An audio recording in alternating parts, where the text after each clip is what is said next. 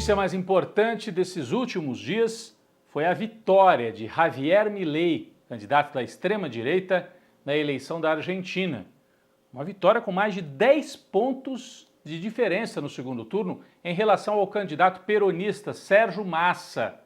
E com isso provocou um terremoto político na Argentina e que pode ter consequências também em toda a América do Sul, inclusive consequências econômicas. Vamos tentar entender um pouco o significado dessa vitória. O Javier Milei não tem um partido forte. Ele não é vinculado às forças tradicionais de direita da Argentina. O partido de direita tradicional, comandado pelo ex-presidente Maurício Macri, ficou de fora do segundo turno. O Macri é do PRO, ou do Juntos por el Cambio, é o partido da direita tradicional. Ficou em terceiro lugar na eleição, a candidata Patrícia Bullrich. E no segundo turno, o Macri e a Bullrich apoiaram o Milei. Mas então ele não tem partido e ele tem aquele discurso antissistema. Olha as cenas, né? Ele vestido de super-herói, ele fez campanha apostando nesse personagem meio maluco, fingindo, né, que é maluco, porque quando se fala assim, ele é louco, a gente acha que é um absurdo, mas isso favorece o voto em certas camadas descrentes da política e que querem apostar num personagem desse tipo. Supostamente antissistema, só que ele chega ao poder apoiado por boa parte do sistema, especialmente esses políticos da direita, o Macri e os empresários, a grande burguesia argentina. Ele tem uma dificuldade, o Milei, porque ele elegeu uma bancada pequena na Câmara dos Deputados e no Senado, então ele vai depender muito deste personagem, o Macri, que eu já citei, que é ex-presidente e que é o líder do Juntos por el Cambio e do PRO.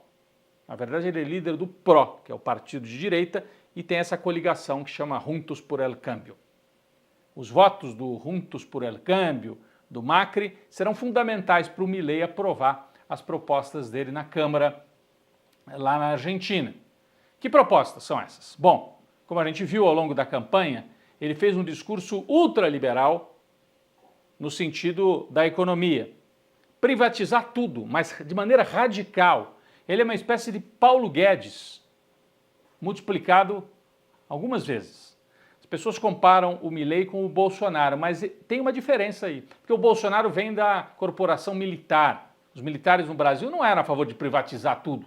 Eles eram de direita, conservadores, mas tinha muita empresa estatal na época dos militares. O Bolsonaro ganhou fazendo esse discurso liberal e dizendo, Paulo Guedes é que resolve, porque ele não entendia desta área. O Milei é mais parecido com o Paulo Guedes, só que mais radical ainda, quer privatizar, já anunciou, a empresa de petróleo, que seria a Petrobras deles, a YPF, que acabou de descobrir jazidas importantes de gás e petróleo. Privatizar TV pública, rádios, que na Argentina tem um papel importante, os meios de comunicação públicos. Vai promover corte de programas sociais, que são a marca do peronismo que estava no poder ainda na Argentina. Ele parece fazer um discurso ainda meio enlouquecido, porque a Argentina vive uma crise de inflação já há vários meses, e isso é que provocou a derrota do candidato Sérgio Massa, já que ele é o ministro da Economia. O que o Milei fez logo depois de ganhar? Falou, vem uma hiperinflação por aí mesmo, preparem-se. Parece uma loucura, né? O cara que foi eleito presidente apostando numa instabilidade, mas essa instabilidade para ele é funcional. Ele precisa disso. Por quê? Porque além de privatizar tudo, ele está propondo a dolarização radical da economia argentina. E as pessoas ouvem e falam, mas o dólar é moeda forte, então é legal, vai dolarizar tudo. A Argentina vai virar o quê? Uma filial dos Estados Unidos? Só que isso tira a possibilidade do país fazer política econômica. Fica totalmente na mão do que os governantes dos Estados Unidos decidirem. E é muito complexo você trocar a moeda do peso para o dólar. Então, quando ele fala em hiperinflação, a inflação até certo ponto seria boa, porque na hora de fazer essa mudança dos pesos para o dólar, quanto menos valer o peso, menos dólar você precisa para fazer a conversão, entendeu? Se o sujeito tem 100 mil pesos no banco, vai precisar de menos dólar para fazer a conversão e dolarizar a economia argentina. E tem uma série de outros problemas. A indústria argentina, indústria de carro, vai sofrer. Dolarizar tudo, você perde as tarifas. Um dos papéis do Estado é estabelecer tarifas de importação e exportação.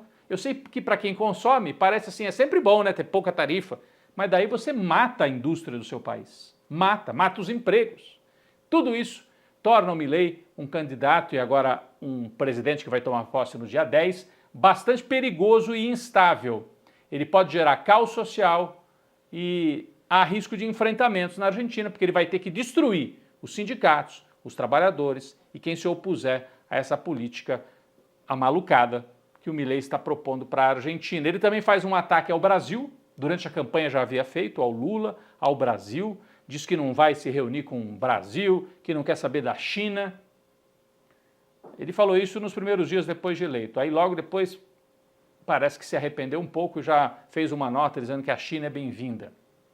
Quem gostou do resultado foi o Bolsonaro, que está planejando uma comitiva de bolsonaristas para a posse do Milei, porque o Milei vai funcionar um pouco como um articulador dessa extrema-direita na América do Sul. Fica aí uma triangulação, Milei, Bolsonaro na oposição aqui no Brasil e o Trump lá nos Estados Unidos. Isso pode parecer interessante para o Bolsonaro, mas será que para o Milei é bom? Ainda falta, o Biden ainda tem mais de um ano no poder. Ele vai fazer tabelinha com o Trump, desagradar o Biden e vai fazer de conta que o Brasil não existe? E, de novo, as empresas argentinas vendem muito para o Brasil e vice-versa. O Milei, com esse discurso, ameaça as trocas comerciais e a própria existência do Mercosul. O que significou a vitória dele? É uma onda de direita. É o retorno, então, do bolsonarismo também para o Brasil? Mais ou menos. A gente não deve ser tão, assim, absoluto numa definição nesse momento.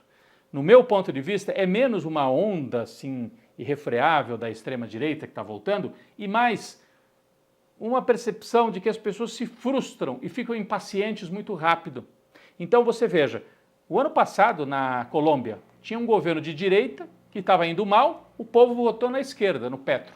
No Chile tinha um governo de direita que não estava indo bem, o povo votou na esquerda. Agora na Argentina, quem não estava indo bem era o governo peronista, de centro-esquerda, o povo votou na extrema-direita. Então tem uma impaciência, uma frustração com estados que não conseguem trazer resultados para o cidadão em várias partes do mundo e isso também explica, em parte, a vitória do Milei, além desse discurso antissistema, de que ele é contra tudo e contra todos, de qualquer maneira acende um sinal amarelo sim aqui no Brasil, onde a sociedade continua dividida e onde o Bolsonaro está usando essa vitória do Milei para dizer, tá vendo, a Argentina deu o sinal e nós vamos voltar em 2026, portanto é algo que deve realmente trazer, não digo preocupação extrema, mas o Brasil tem que ficar de olho e vai ser uma fonte de instabilidade. Pode crer que o Milei vai apostar no que ele puder para atrapalhar o Lula. Só que o Brasil tem uma economia muito maior do que a Argentina, então o Milei também pode se complicar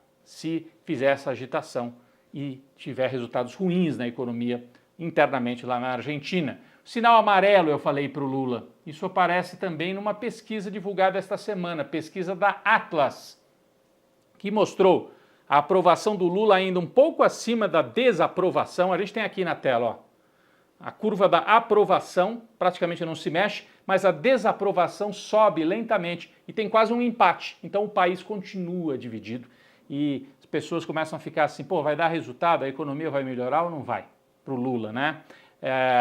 E na avaliação do governo, pela primeira vez, o ruim e péssimo passaram um pouquinho do ótimo bom. Esta outra curva que a gente tem aqui é importante, é realmente um sinal amarelo. A pesquisa também trouxe avaliação sobre lideranças no país. O Lula é a personalidade ainda com mais apoio, mais bem avaliada, mas tem muita gente também que rejeita o Lula. Então ele tem 50% de apoio e 45% de rejeição, né? Então mostra também esta divisão. E do lado da direita, o nome mais viável, com mais apoio, é do governador de São Paulo, Tarcísio de Freitas, para um eventual enfrentamento contra o Lula. No fronte da guerra em Gaza, o acordo Israel-Hamas para um cessar-fogo temporário com o objetivo de troca de prisioneiros. Israel liberaria prisioneiros palestinos e o Hamas faria o mesmo com os reféns que estão na faixa de Gaza. É algo que ainda precisa ser concretizado. Enquanto o acordo não se efetiva, a gente torce para que sejam liberadas as pessoas, Israel mantém massacre, bombardeio de hospitais em Gaza e também ataques em outras regiões, especialmente no sul do Líbano, o que preocupa demais a comunidade internacional.